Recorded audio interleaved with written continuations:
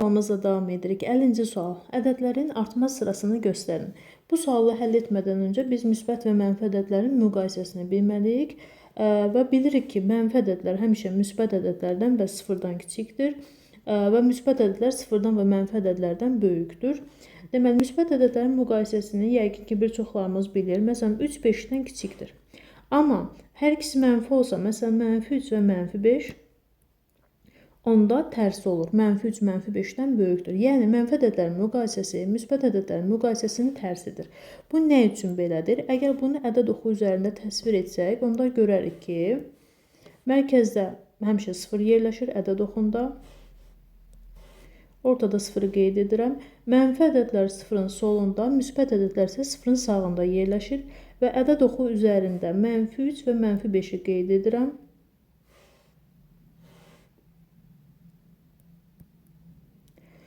Baxanda görürük ki, mənfi 3 sıfıra daha yaxındır və mənfi ədədlərin müqayisəsi zamanı sıfıra daha yaxın olan böyükdür. Ona görə mənfi ədədlərin müqayisəsi müsbət ədədlərin müqayisəsinin tərsidir. Çünki sağa doğru getdikcə ədəd böyüyür və sola doğru getdikcə isə ədəd kiçilir. Və sualımıza qeyd olunub ki, artma sırasını göstərin. Artma sırası ilə yazmaq nə deməkdir? Yəni, ədədləri ən kiçiyindən ən böyüyünə doğru düzməliyik. Ən kiçiyini axtarırıqsa, biz deməli mənfi ədədlərdən başlamalıyıq. 3 dənə mənfi ədəd verilib. Mənfi 3, mənfi 7 bölünsün 2, mənfi 3 tam dövrdə 5. Mənfi 3 tam demək, əslində mənfi 3 vergül sıfırlar deməkdir və bunun yanına sonsuza qədər sıfır yazmaq olar.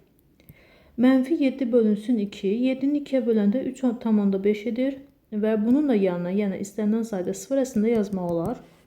Mənfi 3 tam dövrdə 5 o deməkdir ki, vergüldən sonra 5 sonsuza qədər təkrarlanır. Baxın, onluq kəsrlərin müqayisəsi zamanı əvvəlcə tamına baxılır və bunları müsbət ədəd kimi düşünsək, üçünün də tamı eynidir. Ondan sonra vergüldən sonra birinci mərtəbə, yəni onda birlər mərtəbəsinə baxılır.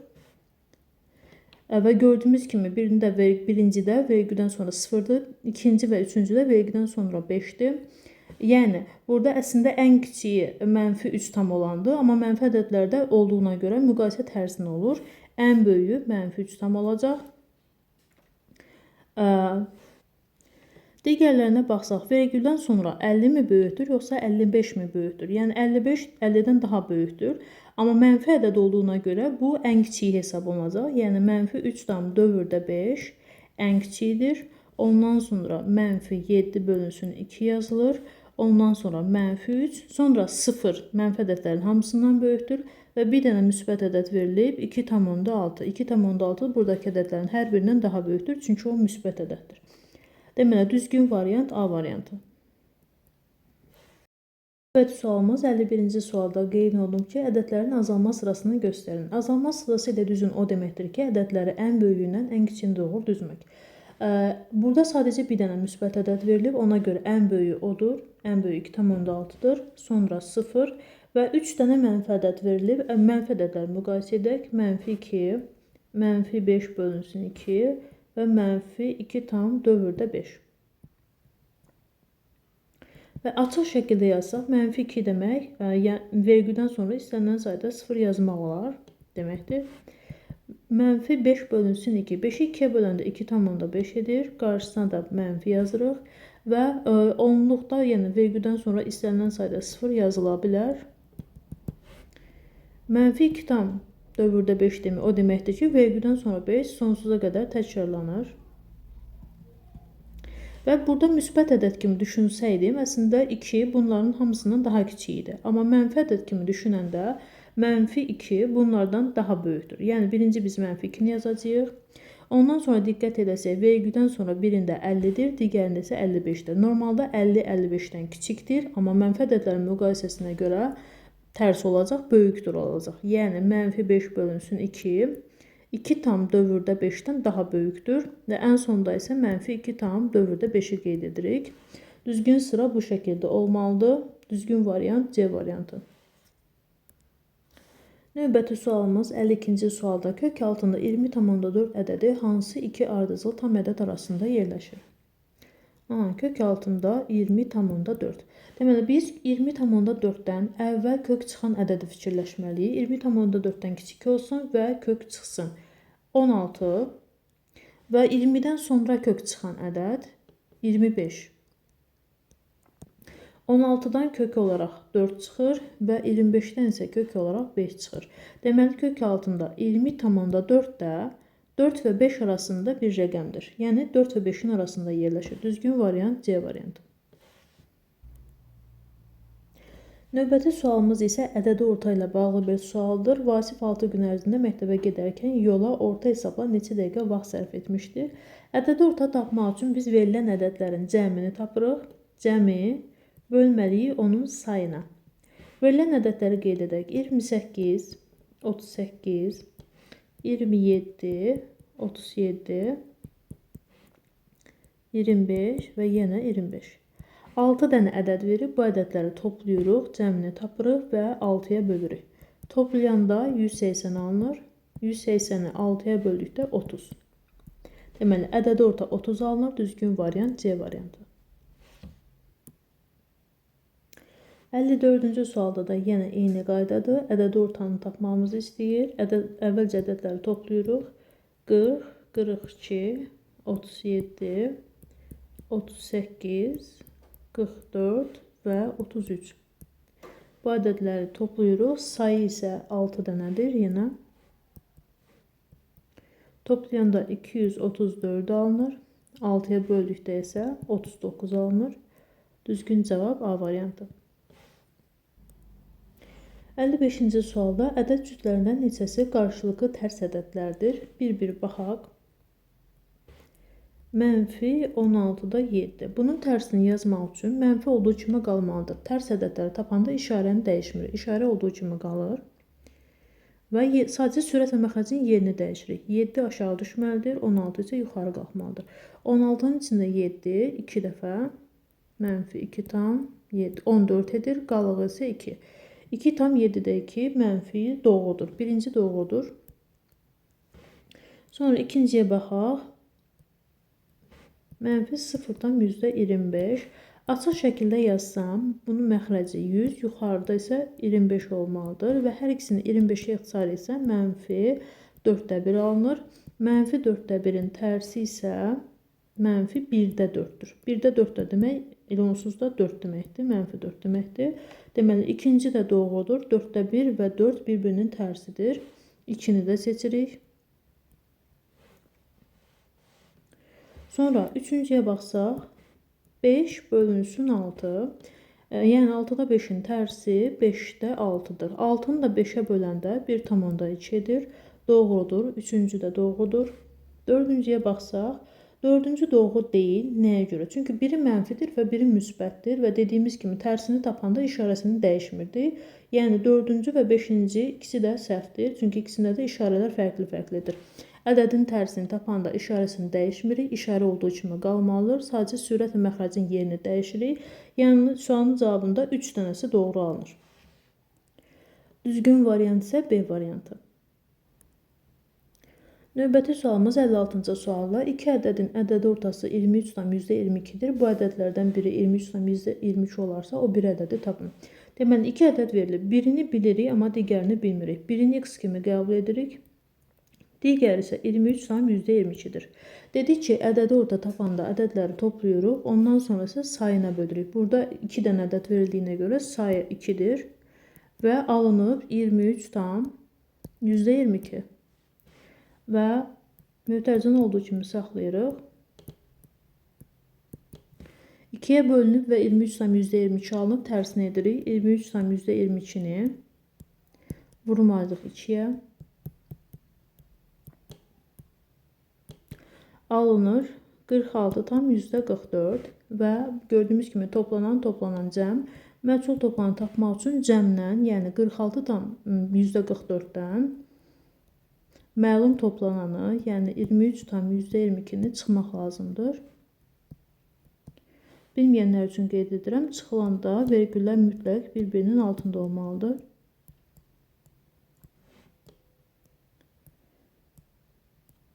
Və bu qayda ilə çıxırıq. Cavab yenə 23 tam %22 alınır.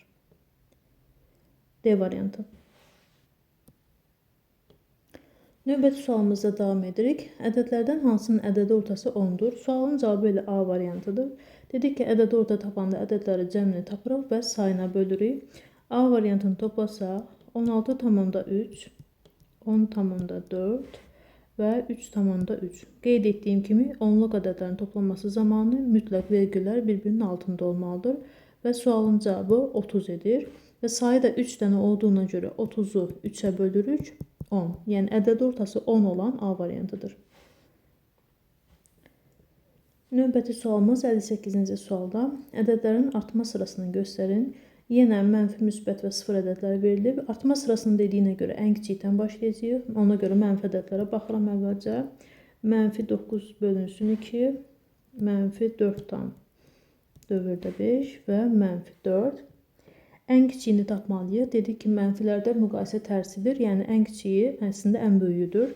9-u 2-yə bölsək, mənfi 4,5. Mənfi dövrdə 5 isə vergüldən sonra 5 təkrarlanır deməkdir. Mənfi 4 demək isə mənfi 4 tam vergül ondan sonra sonsuza qədər sıfırlar yazmaq olar deməkdir. Burada ən böyüyü 4 tam dövrdə 5 olandır, amma mənfi olduğuna görə ən kiçiyi odur. Deməli, ən kiçiyi mənfi 4 tam dövrdə 5. Ondan sonra mənfi 9 bölünsün 2. Sonra mənfi 4'ü yazırıq və 0 mənfi ədədlərdən böyükdür. Ondan sonra isə sadəcə bir dənə müsbət ədəd verilib, o da 4,4. 4,4 də buradakı bütün ədədlərdən ən böyüyüdür. Düzgün sıralama bu qayda ilə olmalıdır. Variant B variantı. 59-cu sual ədədlərin azalma sırasını göstərin və azalma sırası ilə düzmək üçün ən böyükdən ən kiçiyə doğru düzmək lazımdır. Baxırıq ki, 3 dənə müsbət ədəd verilib. Biri 5,2-dir, biri 5 tam dövrdə 2-dir və bir də 0 verilib bizə. Demək, bunlar necə müqayisə edir? 5,2, 5,2, ondan sonra sonsuza qədər sıfırlar yazmaq olar. Amma 5 tam dövrdə 2 olanda 2 sonsuza qədər təkrarlanır. Və müsbət ədəd olduğuna görə, deməli, böyük olan dövrdə olandır. Yəni, 5 tam dövrdə 2, 5,2-dən daha böyükdür. Və ondan sonra 0 yazırıq və yerdə qaldı 2 dənə mənfi ədəd. Biri mənfi 6-dır, biri mənfi 20 bölünsün 3-dür. 20-ni 3-ə böləndə 6 dəfə, 6 dəfə üçün 18 və qalıb 2. Və modulca düşünsək, 6,3-də 2 6-dan böyükdür. Amma mənfi ədəd olduğuna görə tərsi kimi düşünürük. Yəni, mənfi 6,3-də 2 mənfi 6-dan kiçikdir. Onda birinci mənfi 6-nı qeyd edirik. Sonra mənfi 6,3-də 2-ni. Çünki ən kiçiyi mənfi 6,3-də 2-dir. Yəni, 20 bölünsün 3-dür. Düzgün variant A variantı.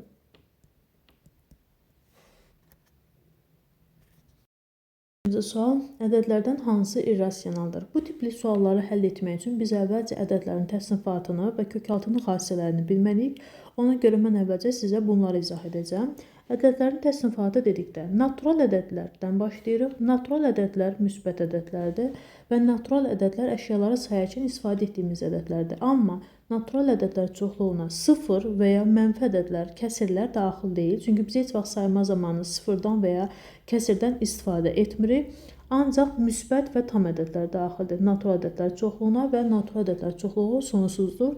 Birdən başlayaraq sonsuza qədər davam edir. Ən kiçik natural ədəd 1-dir, amma ən böyük natural ədəd neçədir sualının cavabı yoxdur. Sonra gəlir tam ədədlər çoxluğu. Tam ədədlər çoxluğu olan müsbət ədədlər, həmin müsbət ədədlərin əksi, yəni mənfi ədədlər və 0 daxildir. Ancaq kəsir ədədlər tam ədədlərə daxil deyil. Məsəl üçün 2,5 tam ədəd deyil. 2 desə tam ədədlərə daxildir. Amma onlu kəsirlər, adi kəsirlər və qarışıq ədəd formasında olan ədədlər tam ədədlər çoxluğuna daxil deyil. Sonra gəlir rasional ədədlər çoxluğu və Q hərfi ilə işarə edirik. Rasional ədədlərə müsbət ədədlər, mənfi ədədlər, 0, istənilən növ kəsirlər, adi kəsirlər, onlu kəsirlər, qarışıq ədədlər, sonsuz dövrü onlu kəsirlər daxildir və kök altından çıxan ədədlər. Məsəl üçün, kökdə 36. İndi birazdan kökaltının xassələrini izah edəcəm sizə. İrrasional ədədlərə isə nələr daxildir? İrrasional ədədlərə məsələn pi ədədi daxildir, y ədədi daxildir və kök altından çıxmayan ədədlər. Məsələn, kökdə 2, kökdə 5, kökdə 7. Bu tipli ədədlər kök altından çıxmır və hesablama zamanı qarışıq ədədlər alınır. Yəni, sonsuz dövrü onluq kəsr şəklində də göstərmək mümkün deyil. İndi isə kökaltının xassələrini izah edim sizə. Kökaltını bilmədən öncə biz əvvəlcə ədədin kvadratı anlayışını bilməliyik. Ədədin kvadratı demək nə deməkdir? İstənilən bir ədədin kvadratı onun özünə vurmaq deməkdir. Məsələn, 3-ün kvadratı 3 vurasın 3 deməkdir. 9. Məsələn, 4-ün kvadratı 4 vurasın 4 deməkdir. 16. Və kök alma əməli isə kvadrata yüksəltmə əməlinin tərsidir. Yəni, kökdə 16 yazıbsa, bizdən soruşur ki, 16 nəyin kvadratıdır? Əgər kökün altında müsbət ədəd verilibsə, ondan 2 dənə kök alınır. Yəni, 16 həm müsbət 4-ün, həm də mənfi 4-ün kvadratıdır. Bu nəyə görə belədir? Çünki müsbət 4-ü də müsbət 4-ə vuranda 16 alınır və mənfi 4-ü də mənfi 4-ə vuranda 16 alınır. Ona görə kök altına müsbət ədəd verilibsə, 2 dənə kök alınır. Biri müsbət və biri mənfi. Kök altında 0 verilibsə, elə cavabı 0 edir. Amma kök altında mənfi ədəd olduqda mənası yoxdur. Yəni, kök altı ifadə mənfi ədəd ola bilməz. Yəni, mənfi 25-dən kök çıxmır. Mənası yoxdur deyirik bu halda.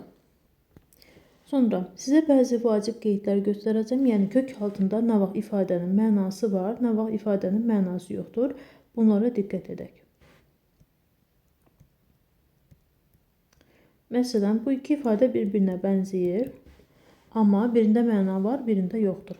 Məsələn, yuxarıdakına baxanda bu deməkdir ki, mənfi olduğu kimi qalır və 5 isə 2 dəfə bir-birinə vurulur. Gördüyümüz kimi burada mötərizədən istifadə olunmayıb. Yəni, burada kvadrat sadəcə 5-ə aiddir, mənfiyə aid deyil. Ona görə alınır kökdə mənfi 25 və dedik kök altında mənfi olanda mənası yoxdur. Amma digər ifadədə mötərizədən istifadə olunduğuna görə burada kvadrat eyni zamanda mənfiyə də aiddir. Yəni, mənfi 5-i özünə vururuq və mənfini mənfiyə vuranda müsbət alındığına görə, müsbət 25 alındığına görə bu halda ifadənin mənası var. Yəni, mötərizəli ifadələrlə mötərizəsiz ifadələrə diqqət etmək lazımdır. Sonra başqa belə bir şey qeyd edə bilərəm. Əgər 2 dənə mənfi yazılıbsa və bilirik ki, cüt sayda mənfi müsbət edir. Yəni, 2 dənə, 4 dənə, 6 dənə cüt sayda olan mənfilər bir-birini silir və nəticədə müsbət ədəd alınır. Onda kök altı ifadənin mənası var. Amma tək sayda olsa, məsələn, 3 dənə mənfi qoyulubsa,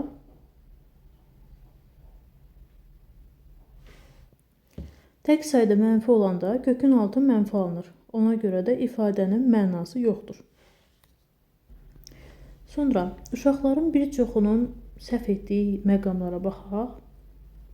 Məsələn, bir çox şagirdlər bu tipli sualları həll edəndə kvadrat və radikalı silir və cavabını mənfi 5 olaraq alır. Amma bu səhvdir, bu yanlışdır. Əslində necə olmalıdır? Düzdür, kvadrat və radikal işarəsi bir-birinin tərsidir, yəni bir-birini silir.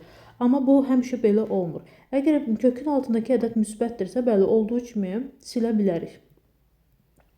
Məsələn, bu tipli bir ifadə verilibsə, bəli, kvadrat və radikalı silib 16 yazarıq. Amma kökün altındakı ifadə mənfi verildiyi halda yenə kvadrat və radikalı silirik, amma bu səfər moduldan istifadə etmək lazımdır. Yəni, modulda mənfi 5 alınır, ondan da müsbət 5 alınır. Moduldan istifadə etməyi unutmayın, buna diqqət edək, testlərdə cavab səhv çıxmasın. Yenə vacib qeydlərlə davam edək. Kök altının bəzi xassələrini qeyd edim sizə. Məsələn, kökdə A vurulsun kökdə B. Belə olan halda, əgər kökünün dərəcəsi eynidirsə və burada dərəcə yazılmır, çünki əslində burada dərəcə 2-dir. Hər ikisinin dərəcəsi eyni olanda ədədləri bir-birinə vurub ümumi bir kökün altında yazmaq olar. Və eyni şey bölməyə də aiddir. Əgər kəsr formasında veribsə, onda sürət və məxərcin hər ikisini eyni kökün altına salmaq olar. Bunu nə vaxt edirik? Kökün dərəcəsi eyni olanda. Burada radikalın üzərində əslində 2 dərəcəsi qeyd olunur, amma yazmırıq testlərin əksəriyyətində. Dərəcələr eynidirsə, eyni kökün altına salmaq olar. Amma dərəcələr müxtəlif olsa, məsələn, biri 2-ci dərəcədən kökdə A, biri 3-cü dərəcədən kökdə B olanda bu xassəni tətbiq edə bilmərik. Nəyə görə? Çünki kökün dərəcələri eyni deyil. Bu xassəni tətbiq etmək üçün mütləq kök altının dərəcələri eyni olmalıdır. Sonra başqa bir vacib xassə. Bir çox şagirdlərin səhv etdiyi məqamlar. Məsələn, kökdə 2 üstəgəl kökdə 2. Bir çox şagird bunu hesablayıb götürüb kökdə 4 yazır. Kök altı ifadələri bir-birindən toplayır. Amma belə etmək olmaz. Bunlar irrasional ədədlərdir. Bunları bu formada toplayıb yazmaq olmaz.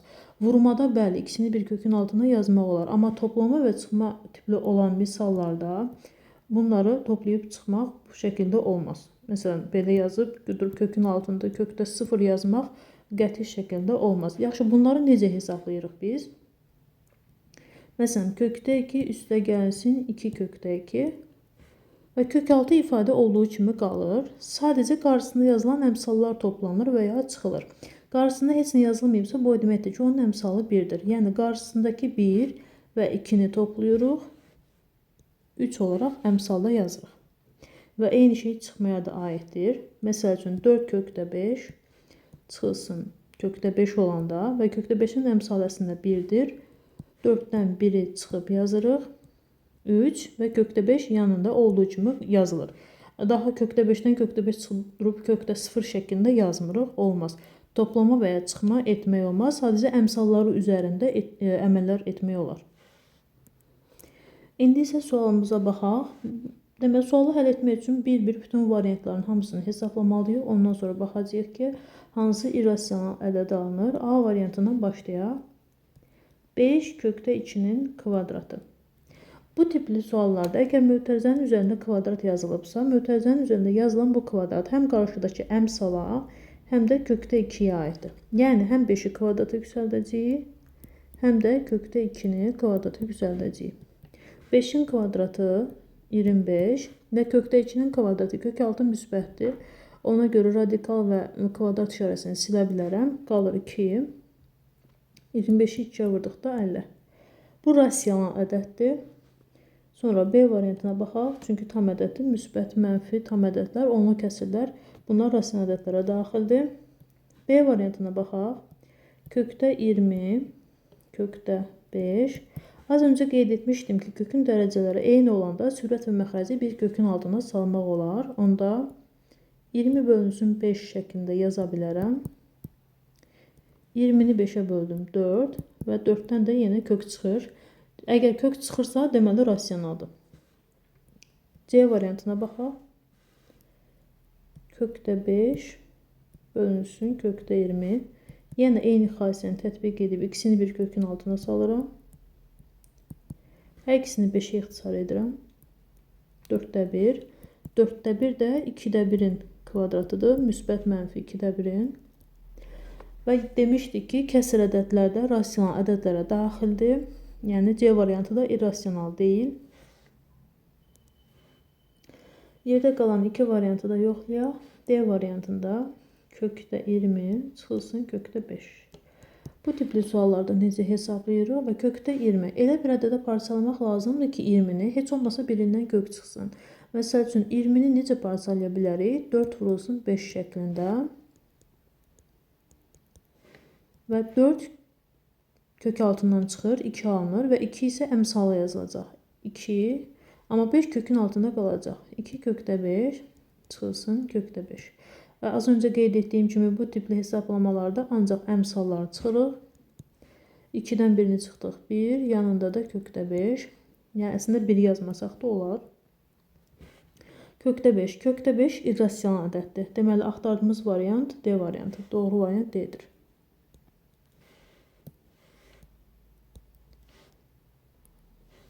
Yenə də tam anlamağınız üçün Y variantını da göstərəcəm. Kökdə 20 çıxılsın 2 kökdə 5. Yenə 20-ni parçalayırıq. 4 vurub 5 şəklində yazırıq. Kök altında 4-dən 2 çıxır və 5 kökün altında qalınır. 2 kökdə 5-dən 2 kökdə 5 çıxanda 0 alınır və 0 rasional ədədlərə daxildir. İrrasional ədəd deyil. Ona görə Y variantını seçmədik. Doğru variant D variantıdır. 61-ci sualda da yenə bütün variantların hər birini hesablamalıyıq. Ondan sonra tapmalıyıq hansı irrasionaldır. Bir-bir hesablayaq. Kökdə 18 bölünsün 2. Dərəcələri eyni olduğuna görə eyni kökün altına sala bilərəm. 18-i 2-yə böldüm. Kök altında 9. Ondan da alınır. Müsbət mənfi 3. Rasional ədəddir. B variantında kökdə 2 vurulsun kökdə 8. Dedik ki, vurmada bir kökün altına salmaq olar. 2 vurulsun 8. Kök altında 16. Ondan da müsbət mənfi 4 alınır. Bu da rasional ədəddir. C variantında kökdə 8 çıxılsın 2 kökdə 2. 8-i parçalayarıq. 4 vurulsun 2 kimi yazarıq. Və 4-dən 2 çıxır. Və digər 2 isə qalır kökün altında. 2 kökdə 2 çıxılsın 2 kökdə 2. 0 alınır və 0 da rasional ədədlərə daxildir. D variantında kökdə 3-ün kvadratı. Birbaşa olaraq kvadrat və radikalı silə bilərəm. Çünki kök altı müsbətdir və 3 alınır və bəzən uşaqlar belə də hesablayırlar. 3-ün kvadratı 3 vurulsun 3. Kök altında 9 və ondan da yenidən 3 alınır. Rasional ədəddir. Y variantını hesablayaq. Kökdə 2-nin kubu. Kubu demək bir şeyi özünü 3 dəfə öz-özünə vurmaq deməkdir. Yəni kökdə 2 vur kökdə 2 vur kökdə 2. Kökdə 2-ni kökdə 2-yə vuranda 2 edir. Belə də hesablaya bilərsiniz. Kökdə 4 alınır. Kökdə 4-dən də yenidən 2 alınır. Amma digər 2 kökün altında qaldı. Deməli, kökdə 2-dən kök çıxmır. İrrasional ədəddir. Axtardığımız variant Y variantı. Doğru variant Y variantıdır. 62-ci suala davam edirik. Yenə bütün variantları bir-bir yoxlayacağıq. Kökdə 8 vurulsun kökdə 2. Bir kökün altına salıram. 8 vurulsun 2. Kökdə 16, ondan da müsbət mənfi 4 alınır. Rasional ədəddir. Yəni kökdən çıxdısa rasional hesab olunur. Kökdə 45 bölünsün 5. Yenə kök altı işarəsini birləşdirirəm. 45-i 5-ə böldük. 9. Ondan da müsbət mənfi 3 alınır. Rasional ədəddir. C variantında kökdə 8 piqus kökdə 2. Kökdə 8 demək 2 kökdə 2 deməkdir. Üzərinə də kökdə 2 gələndə əmsallar toplanır sadəcə. Və kökdə 2-nin qarşısında əmsal əslində 1-dir. Sadəcə qeyd olunmur əmsal 1 olanda. 3 kökdə 2. Aha. Deməli, bu ifadə irrasionaldır. Çünki 2-dən kök çıxmır. Yenə də D və Y variantlarını da göstərəcəm. 3 kökdə 27 çıxılsın 9 kökdə 3. 27-ni parçalayarıq. 9 vurulsun 3 şəklində yazarıq. 9-dan 3 alınır. 3 kök çıxır və qarşıda da bir dənə 3 var və bu 3-ə vurulur. Onda qarşı əmsalda 9 alınır və 3 isə kökün altında qalır. 9 kökdə 3 çıxılsın 9 kökdə 3. 0 alınır və dedik ki, 0 rasional ədədlərə daxildir. Y variantında 3 kökdə 3-ün kvadratı. Bu tipli suallarda dedik ki, kvadrat həm əmsala, həm də kök altıya aiddir. Yəni, həm 3-ün kvadratını hesablamalıyam, həm də kökdə 3-ün kvadratını hesablamalıyam. 3-ün kvadratı 9, kökdə 3-ün kvadratı isə 3, 27 alınır, rasional ədəddir. 63-cü sualda yenə variantlara bir-bir hesablayırıq. A variantında kökdə 4 vurulsun kökdə 2, kökdə 8 edir və bu da kökdən çıxmır, irrasionaldır. Bizdən sualda rasional tapmağımızı istəyir. B variantına baxaq. Kökdə 3 vurulsun kökdə 12, kökdə 36 edir. Ondan da müsbət və mənfi 6 çıxır. Rasional olan B variantıdır. Doğru cavab B-dir. Yenə də digər variantları hesablayacağım tamamlamanız üçün. Kökdə 5-in kubu.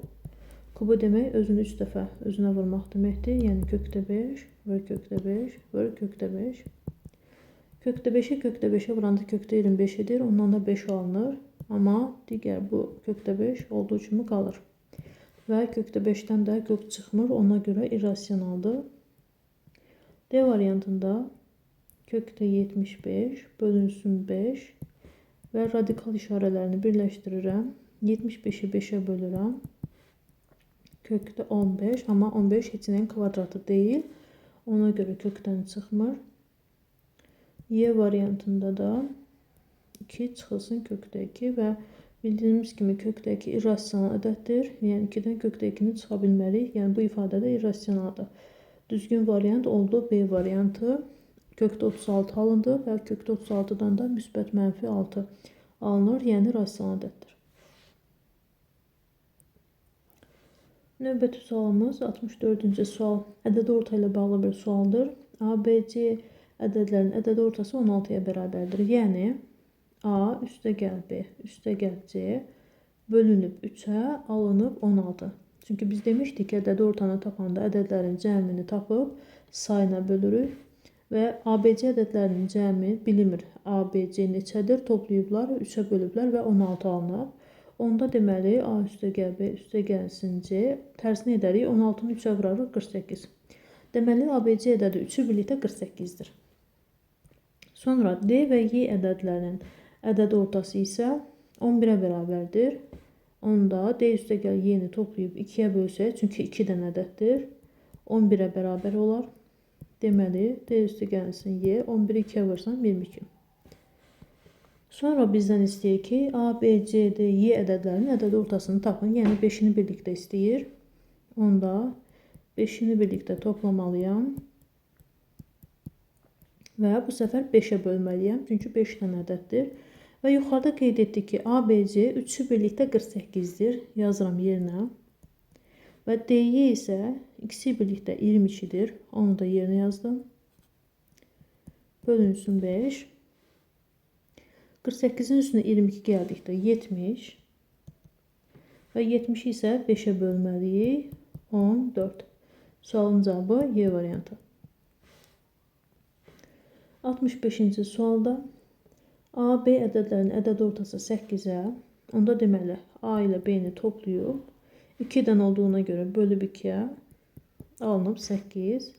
Onda belə çıxır ki, A ilə B-nin cəmi 8-i 2-yə vursaq 16. C, D, Y ədədlərin ədəd ortası isə 28-ə bərabərdir. Onda belə çıxır ki, C, D, Y-ni toplayıb, bölünüb 3-ə və alıb 28. Onda tərsini edirik. C üstəgəl D, üstəgəl Y-ni tapmaq üçün 28-i vururuq 3-ə, 84 alınır. Yəni 5-nin birlikdə ədəd ortasını istəyir. Onda A üstəgəl B, üstəgəl C, üstəgəl D və üstəgəl Y. Məxəzdə isə 5 yazırıq, çünki 5 dənə ədəddir. Dedik ki, A ilə B ikisi birlikdə 16-dır. Və C, D, Y isə 3-ü birlikdə 84 edirdi. Və bunların cəmini tapıb 5-ə bölməliyik. 16-nın üstünə 84 gəldikdə 100 və 100-ü 5-ə bölürük 20. Düzgün cavab A variantı. Növbəti sualımız isə ədədin standart şəkli anlayışı ilə bağlıdır. Bunun üçün əvvəlcə ədədin standart şəkli anlayışı nədir? Bununla tanış olaq. Ədədin A vurulsun 10 üstü n şəklində göstərilməsinə ədədin standart şəkildə göstərilməsi deyilir. A qiymətli hissə, n isə tərtib adlanır. Tərtib müsbət və mənfi qiymətlər ala bilər. A isə mütləq 1-dən böyükdür, bərabərdir və ondan da kiçikdir olmalıdır. İndi isə standart şəkildə göstərmə ilə bağlı bir neçə nümunəyə baxaq. Məsələn, 5000 ədədini standart şəkildə göstərək. 5000 5 vurulsun 1000 şəklində yazıla bilər və bildiyimiz kimi 1000 10-un kubudur. Burada qiymətli hissə 5 və tərtib isə 3 olur. Amma 5000-i əgər biz 50 vurulsun 100 şəklində yazsaq, və 100 də bildiyimiz kimi 10'un kvadratı. Bu şəkildə doğru olarmı? Xeyr, doğru olmaz. Nəyə görə? Çünki az öncə dedik ki, qiymətli hissə mütləq 1 və 10 arasıdır və burada 50 olduğuna görə bu verilən şərti ödəmir. Yəni qiymətli hissə 50 qiyməti ala bilməz. Amma birinci yazılışda qiymətli hissə 5-dir və 1 ilə 10 arası olduğuna görə şərti ödəyir. Qüvvəti mənfi olanda hesablamalar necə aparılır? Bununla bağlı bir neçə nümunəyə baxaq. Məsələn, bildiyimiz kimi 5'in kvadratı demək 5 vurulsun 5 deməkdir, yəni 25. Amma 5 üstü mənfi 2 yazılıbsa, bu deməkdir ki, biz əvvəlcə 5'in tərsini tapmalıyıq və bilirik ki, hər hansı bir ədədin məxrəci yoxdursa, onun məxrəcini 1 kimi qəbul edirik. Yəni 5 demək əslində 1-də 5 deməkdir. Bunun tərsi deyəndə isə sürət və məxrəcin yerini dəyişirik, yəni 5'də 1. Ondan sonra kvadrata yüksəldirik və bu şəkildə kvadrata yüksəldəndə məxrəc də ayrı kvadrata yüksəldilir.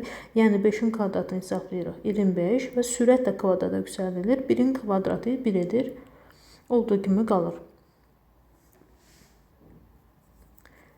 Məsələn, 10 üstü 6, onu 6 dəfə öz-özünə vurmaq deməkdir.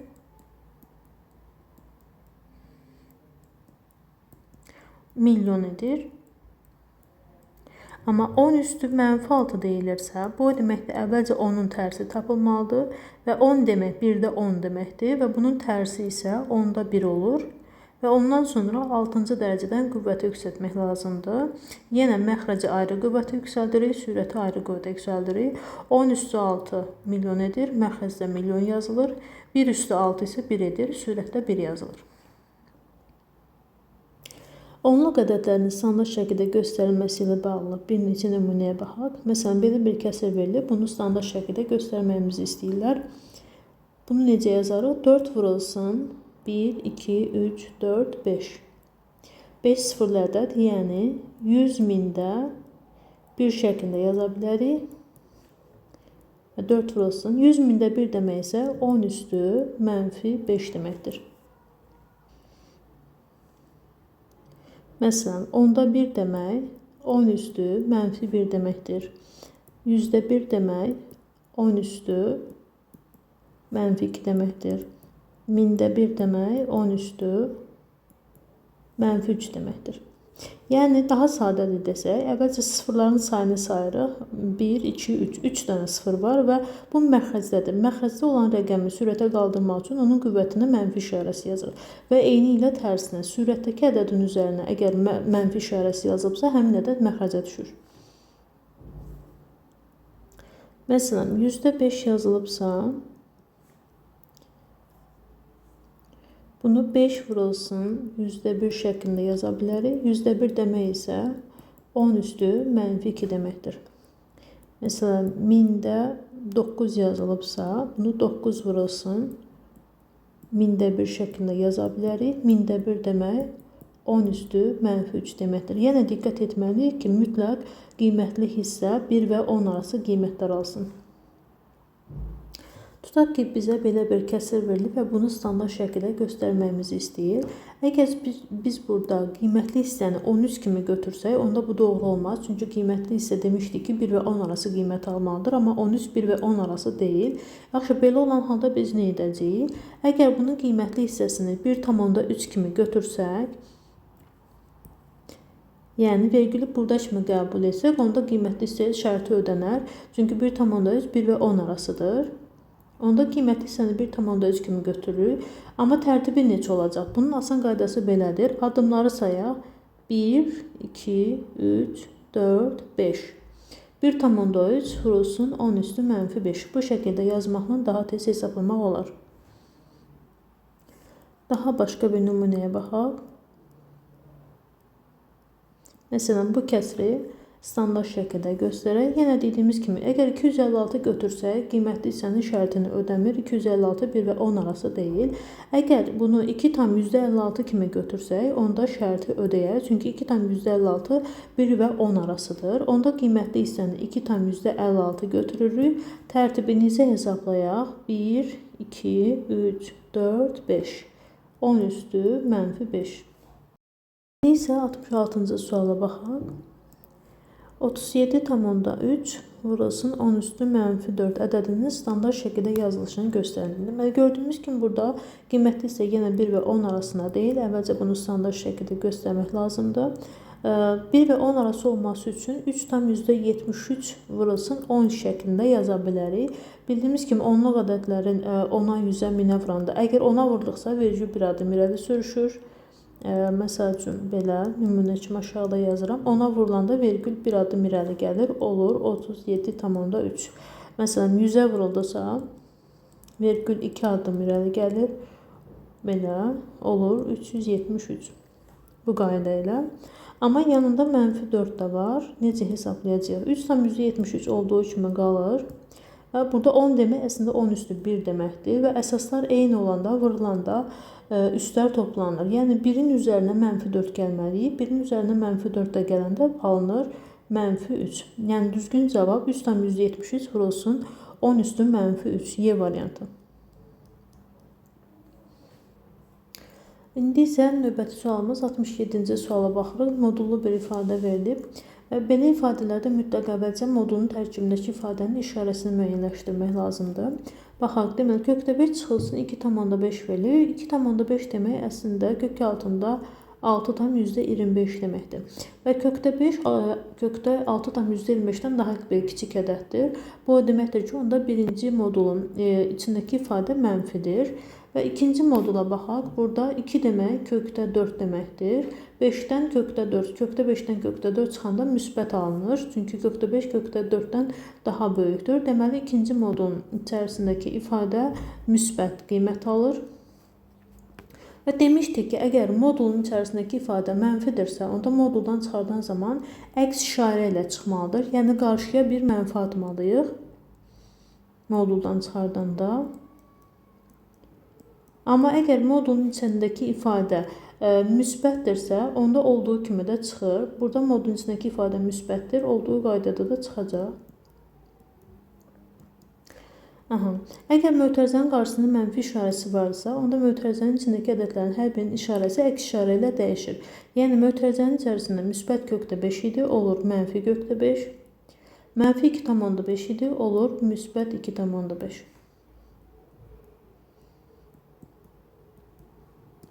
Və mənfi kökdə 5 və müsbət kökdə 5 toplayanda 0 edir. Çünki əks ədədlərdir və əks ədədlərin cəmi bildiyimiz kimi 0-a bərabərdir. Qalır 2,5 çıxılsın 2. 2,5-də 2 çıxanda 0,5 alınır. Düzgün variant D variantı. Sualımız isə ədədi orta ilə bağlı bir sualdır. M, N və K ədədləri verilib və bunların ədədi ortası 100-ə bərabərdir. Və bildiyimiz kimi ədədi ortanı tapmaq üçün ədədlərin cəmini tapıb onları sayına bölürük. Yəni M, N, K-nı toplayıb sayına, yəni 3-ə böldükdə 100 alınmalıdır. Onda belə çıxır ki, M, N, K cəmi 300-ə bərabərdir. 100-ü 3-ə vurduq, 300. Ondan sonra hər bir hərfin yerinə verilmiş ifadələr var. Onları yazırıq. M bərabər idi A üstə gəlsin B-yə. Onda M-i götürüb yerinə A üstə gəlsin B yazırıq. N bərabərdir B üstə gəlsin C-yə. K isə bərabərdir A üstə gəlsin C-yə. Və bərabərdir 300. Və A və A-nı toplayırıq 2A. B-ləri toplayırıq 2B.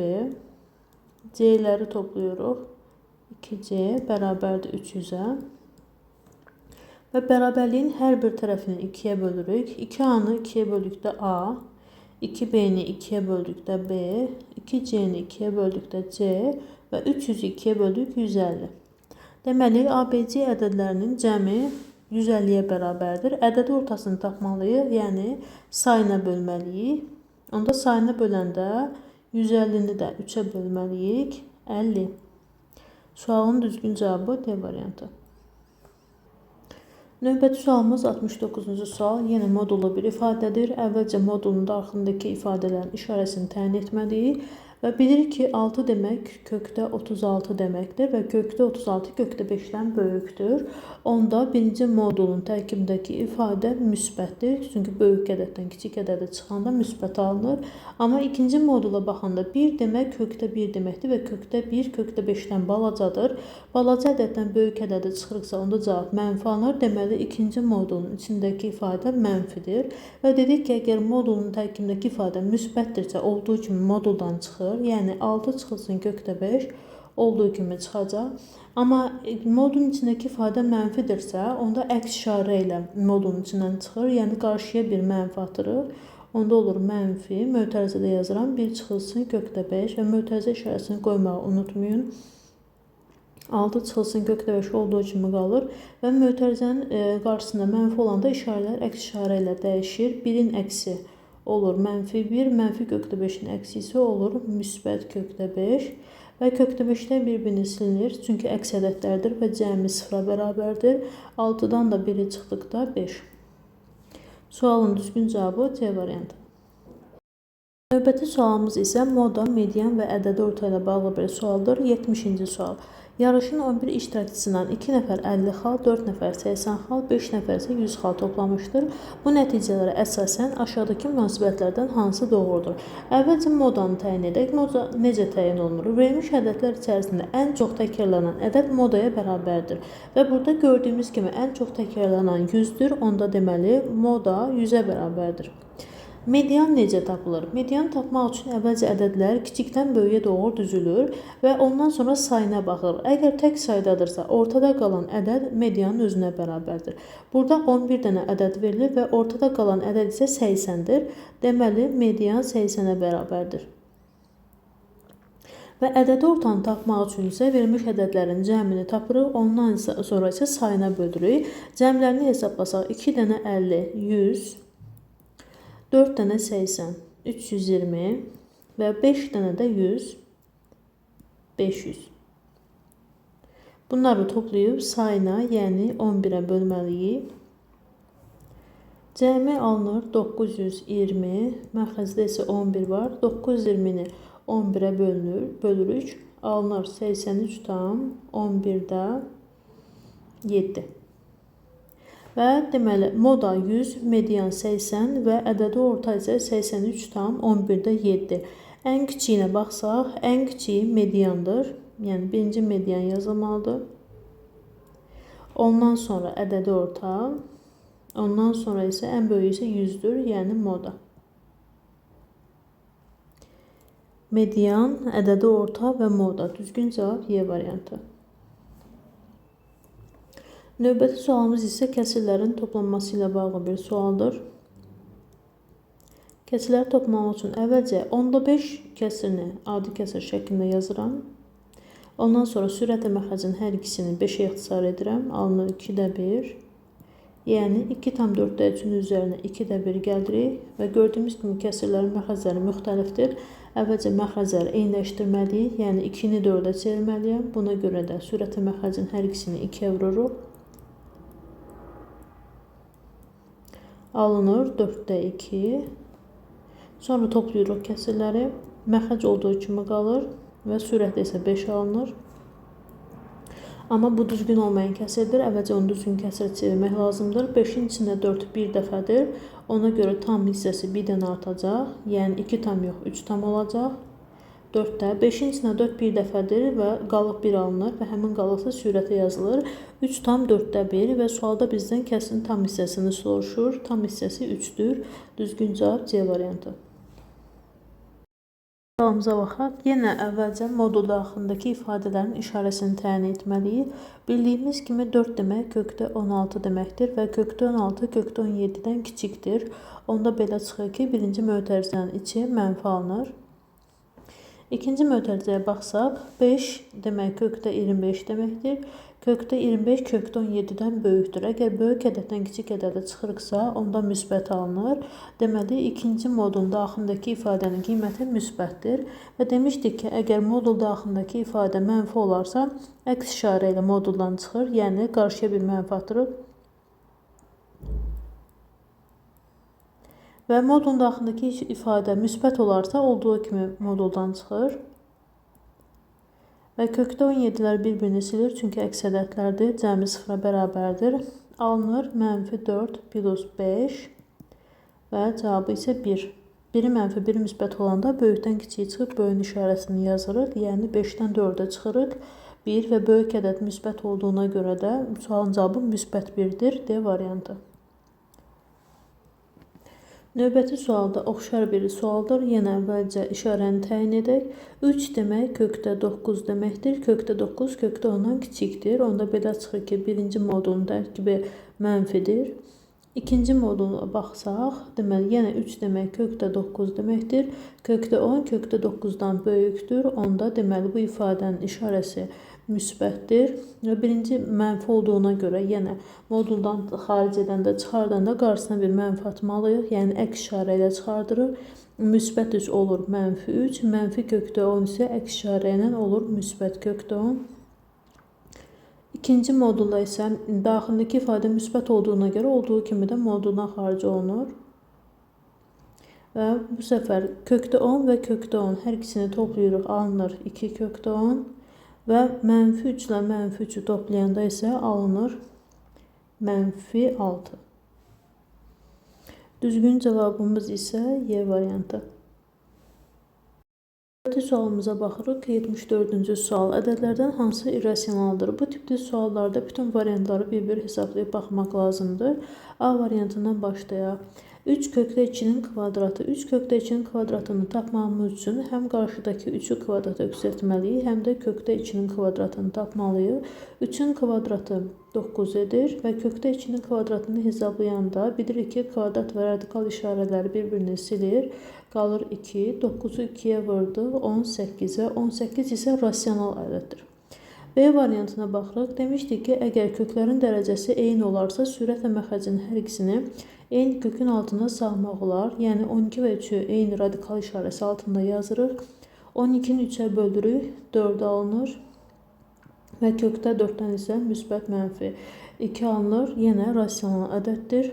C variantında da yenə sürətlə məxrəcin hər ikisini eyni kökün altında yazırıq. Və kəsrlərin hər ikisini 3-ə ixtisar etsək, alınar 4-də 1 və 4-də 1 isə müsbət və mənfi 2-də 1-in kvadratıdır. Yenə rasional ədəddir. Və 8-i isə kök altında 4 vurulsun 2 kimi yaza bilərik. 4-ün özündən isə 2 alınır. Yəni alınır 2 kökdə 2 çıxılsın 2 kökdə 2 və bunun cavabı isə 0-dır. Və 0 da rasional ədədlərə daxildir. Y variantını hesablasaq, 12-ni 4 vurulsun 3 kimi yaza bilərik. Və 4-dən isə 2 çıxır. Və 3 isə heç nəyin kvadrat olmadığına görə kökün altında qalır. Yəni kökdə 3-ün üstünə 2 kökdə 3 gəlməliyik və demişdik ki, belə olan halda ancaq qarşıdakı əmsallar toplanır və əmsalda heç nə yazılmayıbsa, bu deməkdir ki, əmsalı 1-dir. Yəni 1 və 2-ni toplayırıq, 3 və kökdə 3 isə olduğu kimi yazılırıq və düzgün cavab Y variantı 3 kökdə 3 irrasional ədəddir.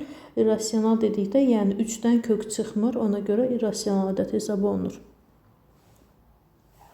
Növbəti sualımıza kəsrələrin toplaması ilə bağlıdır. Əvvəlcə 10 və 5-in hər ikisini 5-ə ixtisar edərəm. Alınar 2-də 1, yəni 2 tam 4-də 1-in üzərinə 2-də 1 gəlməliyik. Və məxrəcləri əvvəlcə eyniləşdirmək lazımdır. 2-ni 2-yə vurarıq. Sürət məxrəcin hər ikisini 2 tam 4-də 1 üzərinə gəlsin 4-də 2. Alınır 2 tam 4-də 3 və sualda bizdən kəsr hissəsini soruşur. Kəsr hissəsi isə 4-də 3-dür. C variantı. 76-cı suala baxırıq. Əvvəlcə modul daxilindəki işarəni təyin edək. Deməli 3 tam onda 5. 3 tam onda 5-in kvadratı 12 tam %25-dir. Yəni bunu kök altında 12 tam %25 şəklində yaza bilərik və gördüyümüz kimi kökdə 11, kökdə 12 tam %25-dən kiçikdir. Əgər kiçik ədəddən böyük ədədə çıxırıqsa, onda mənfi alınır. Yəni birinci modulun içindəki ifadənin qiyməti mənfidir. İkinci modul hesablasaq, 3 demək kökdə 9 deməkdir. Kökdə 11 kökdə 9-dan böyükdür. Böyük ədəddən kiçik ədədə çıxırıqsa, onda deməli birinci modulun içindəki işarə müsbətdir. Və dedik ki, mənfi olarsa əgər qarşıya bir mənfi atırıq, yəni əks işarə ilə moduldan çıxardırıq. Kökdə 11-in əks işarə ilə olur mənfi kökdə 11, mənfi 3,5 əks işarə ilə olur müsbət 3,5. İkinci modulda isə ifadə olduğu kimi çıxır. Mənfi kökdə 11 və müsbət kökdə 11 bir-birini silir, çünki cəmi 0 edir, qalır 3,5-dən 3-ü çıxmaq və cavabı da alınır 0,5. D variantı.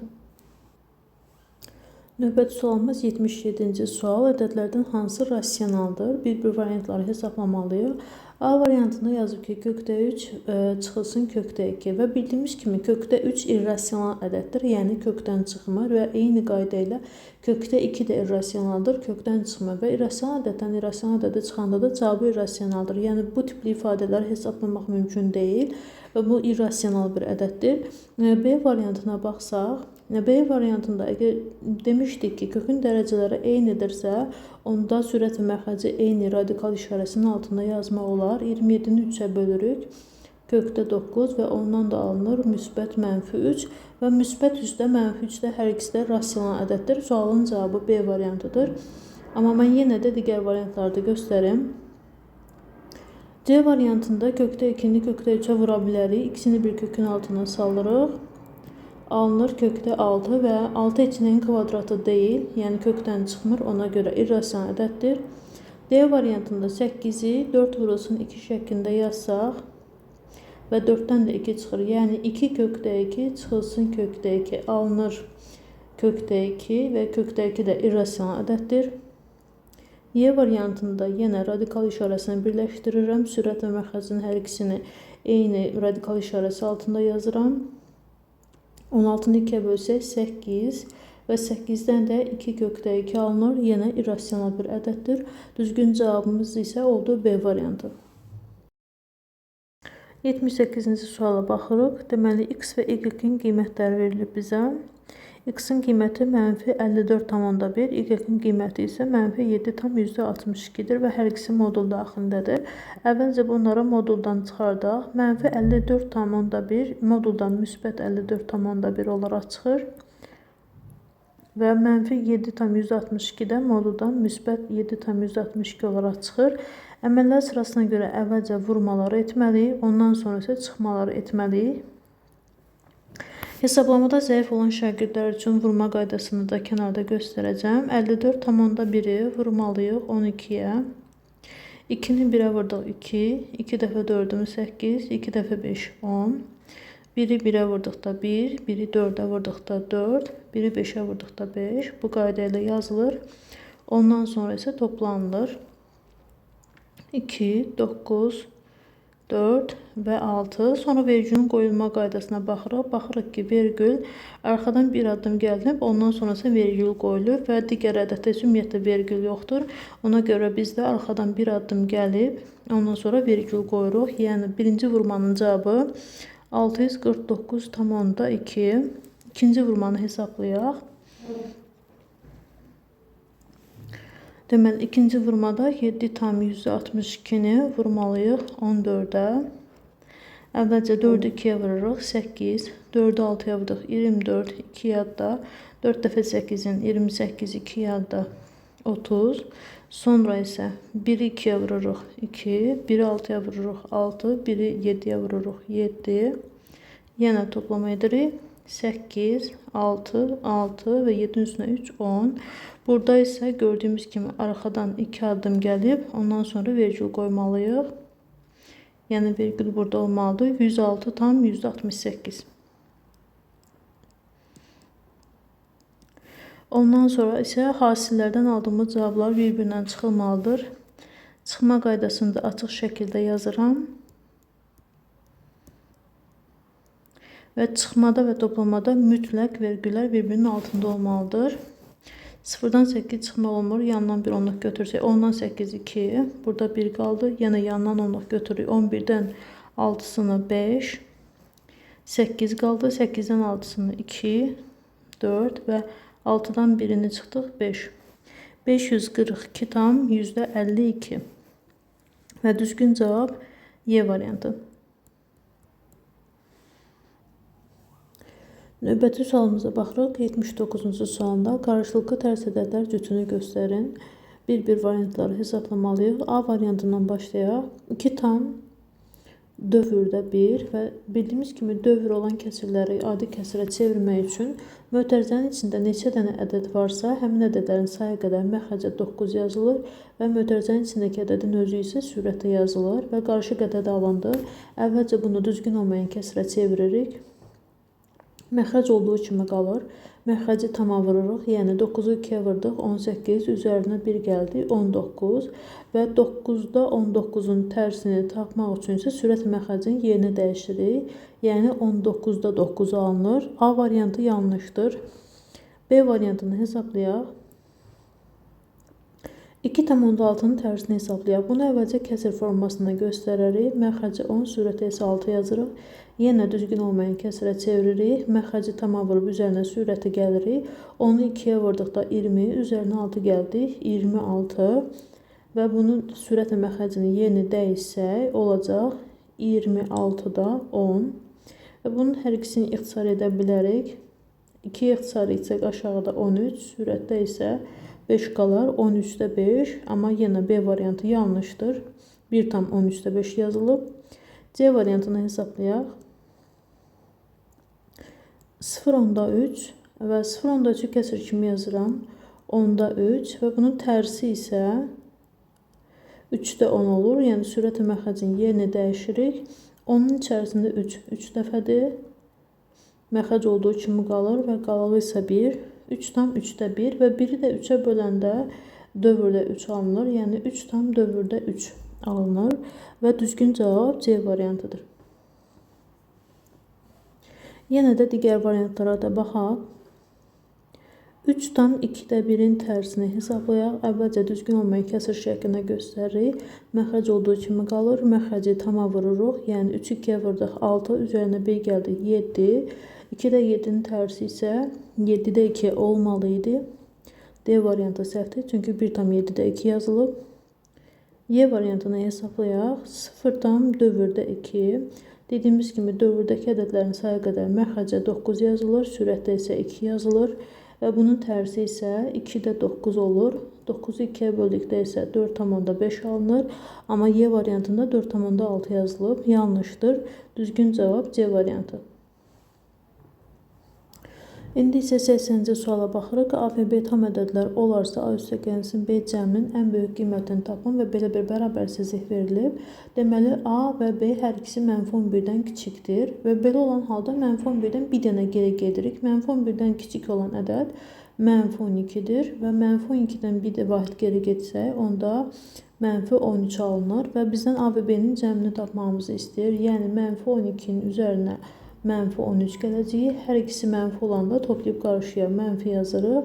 Yəni alınır -25. Düzgün cavab D variantı. 81-ci suala baxırıq. 4 uşağın cəmi 50 yaşı var. 3 il bundan əvvəl onların yaşlarının cəmi neçə olub? Və 3 il bundan əvvəl deyəndə bu 4 uşağın hər biri 3 yaş kiçilir. Yəni 50-dən 4 dəfə 3 qədər geri getməliyik. Yəni 4 vurulsun 3-ü 50-dən çıxmalıyıq. Yəni 50-dən 12 çıxırıq, alınır 38. Deməli 3 il bundan qabaq uşaqların yaşlarının cəmi 38 olub. İndi isə 82-ci suala baxırıq. M ədədinin tərtibi 18-ə bərabərdir. M vurulsun 10 üstü -5 ədədinin tərtibini tapın. Tərtibi 18-dir deyirsə, məsələn, belə yaza bilərik. M-in yerinə 10 üstü 18 və tərtib demişdik ki, qüvvətdə yazılandır. 10 üstü 18-i 10 üstü -5-ə vuranda demişdik ki, əsaslar eynidirsə vurulanda üstlər toplanılır. Aşağı hissədə yazılanlar əsasdır, yuxarıda yazılanlara isə qüvvət deyirik və vurulanda üstlər toplanılır. Yəni 10 üstü 18-in üzərinə -5 gəlməliyik. Biri -1 müsbət olanda böyükdən kiçiyə çıxıb böyüyün işarəsini yazırıq. Yəni 18-dən 5 çıxırıq, 13 və müsbət yazılır, çünki böyük müsbətdir. Sualın cavabı 10 üstü 13. Tərtibini istəyir bizdən, tərtibi isə 13-dür. 83-cü suala baxırıq. Ədədlərin hasilinin tərtibini tapın. Yəni A və B ədədlərini bir-birinə vurmalıyıq. Vurmaq üçün əvvəlcə 3/2-ni 5-ə vururuq. Alınır 16 və 10^9 və 10^-7 də bir-birinə vuranda əsaslar olduğu kimi qalır, yəni 10 olduğu kimi qalır, üstlər isə toplanmalıdır. 9-un üzərinə -7 gələndə alınır 2. Amma demişdik ki, qiymətli hissə mütləq 1 və 10 arası olmalıdır və hal-hazırda isə 16-dır. Bunu necə yaza bilərik? 16-nı 1/6 vurulsun 10 kimi yaza bilərik və 10 demək, yəni 10^1 deməkdir. 1/6 olduğu kimi qalır və yanına hesablasaq, 10^1-i 10^2-yə vuranda əsas olduğu kimi qalır, üstlər isə toplanılır. Və sualın cavabı isə 3. Sualda bizdən tərtibini soruşurdu. Tərtibi 3-dür. 84-cü sualda M ədədinin standart şəkildə yazılışında tərtibi 7 olarsa, 0-dan 1000-də 1 vurulsun M ədədinin tərtibini tapın. Deməli, M ədədinin tərtibi 7-dir deyir. Onda M-i 10^7 şəklində yaza bilərik və bunu 0-dan 1000-də 1-ə vurmağımızı istəyir. 10^7 olduğu kimi qalsın və 1000-də 1-i açıq şəkildə yazanda belə yazaram və bu nə deməkdir? 10^-3 deməkdir. 10^7-ni 10^-3-ə vuranda əsaslar olduğu kimi qalır, üstlər isə toplanılır. 7-nin üzərinə -3 gəldikdə alınır 4. Və sualda ədədin tərtibini istəyir. Sualın cavabı 4-dür. Növbəti sualımız isə bərabərsizliklə bağlı bir sualdır və burada soruşur ki, neçə tam həlli var? Deməli, x 11-dən böyük olmalıdır və 18-dən kiçik olmalıdır. 11-dən böyük nə yaza bilərik? 12, 13, 14, 15, 16 və 17-də dayandıq, çünki 18-dən kiçikdir deyir. Və burada modul işarəsi istifadə olunduğuna görə, deməli, mənfi ədəddə yazmaq olar. Yəni, biz bura -12, -13, -14, -15, -16 və -17 də yazsaq doğru olar. Neçə tam həlli var? 6 dənə müsbət həlli var, 6 dənə də mənfi həlli var. Yəni 12 dənə həlli var. Tam həlli soruşur. Əgər natural həll desəydi, ancaq müsbət ədədləri yazardıq. Amma tam ədəd dediyinə görə bura həm müsbət, həm mənfi də ədədlər də daxildir. Növbəti sualımız 86-cı suala baxırıq. Sadə bir hesablamadır. Əvvəlcə modullardan başlayaq. Modulda -2-dən müsbət 2 çıxır. Burada modulda -3-dən müsbəti çıxır. -1/7. Əgər mənfi ədəd verilibsə və üstü tək saydadırsa, onda mənfi olduğu kimi qalır. Yəni -1-i 7 dəfə öz-özünə vursaq, onda alınacaq -1. Sonra mötərizəli ifadəyə baxsaq, mötərizənin içərisində modulda -2 yazılıb. Modulda -2 müsbət 2 olaraq çıxır və çıxılsın 2. 2 3-ə vurduq 6. Çıxılsın 1 vurulsun və 2-dən 2 çıxanda mötərizənin içi 0 alınır. 1-i 0-a vurduqda 0. 6-dan da 0 çıxanda yenə 6 alınır.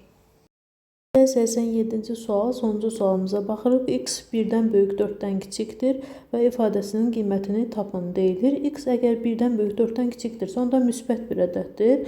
Yəni, birinci modulun daxilindəki ifadə müsbətdir və müsbət olanda olduğu kimi moduldan çıxır. İkinci modula baxsaq, məsəl üçün 2-dir. 2-dən biri çıxanda müsbət alınacaq. Deməli, ikinci modulun da içi müsbətdir və yenə ifadə moduldan olduğu kimi çıxacaq. Üçüncü modullu ifadəyə baxsaq, məsəl üçün 2-dən 4-ə çıxanda mənfi alınır. Mənfi alındığına görə, ona görə moduldan əks işarə ilə çıxır. Yəni, müsbət x idisə olacaq -x, -4 idisə olacaq -4. Bu qayda ilə moduldan çıxır. Sadələşdirmə aparsaq, x və x-i toplasaq 2x çıxılsın 1. 2-ni -x-ə vuranda -2x, 2-ni 4-ə vuranda 8 alınır. Müsbət 2x və -2x toplayanda 0 edir. Qalır -1 üstə gəlinsin 8. 1-in -1-i müsbət olanda böyükdən kiçiyi çıxıb böyüyün işarəsini yazırıq. Yəni 8-dən 1-i çıxırıq. Alınır 7. Sonuncu sualımızın cavabı alındı 7. Nəhayət həqiqi ədədlər mövzusu ilə bağlı testlərin sonuna çatdıq. Ümid edirəm sizin üçün faydalı bir video oldu. Əgər bəyəndinizsə kanala abunə olmağı və bəyənməyi unutmayın. Sonraki videolarda görüşənədək.